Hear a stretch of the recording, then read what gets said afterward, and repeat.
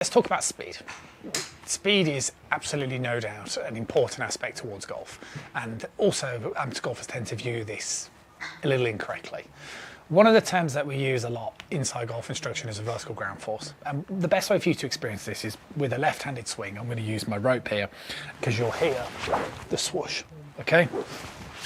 So if I was non-restricted to using my right hand and I want to produce as much sort of whipping on this as possible, what I'm essentially doing is I'm pulling down with my left hand, okay? And then what I'm also doing is moving my body in such a way to elevate my left arm as high as possible, okay? Like this. And that theoretically is what you're going to be getting with regards to a vertical ground force. Now, the way that translates in towards what you're doing in a golf swing or what's happening here is a combination of a couple of things. One is very much a pulling motion as we come in towards the, particularly the early sort of downswing position, right, in this sort of location here.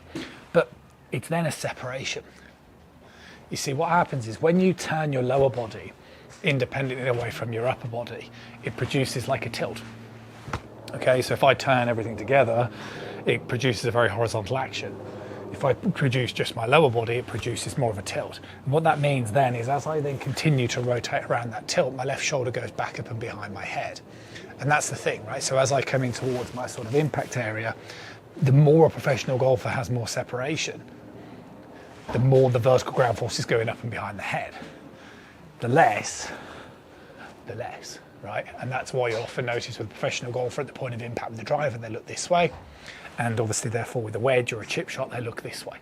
So it's the same sort of thing, right, in terms of what you're looking for. Now, what you don't want to be doing is this, okay? Because if we're going to be realistic, you know, an amateur golfer is not really going to start separating the same as a Rory McIlroy or Scotty Scheffler golfer, right? It's just not going to happen. But what you want to do is at least get the idea correct. So you want to practice doing some sort of rope swing or some left-handed swings, and I would just advise, keep your head back, like as I'm demonstrating here. And then what you can do is, as long as you keep your head back, then you can start to let your lower body move, should we say, towards the target as you keep your head back. And at least what this will do is that'll give you the ability to hit it from the inside and produce this sort of vertical ground force in the correct way.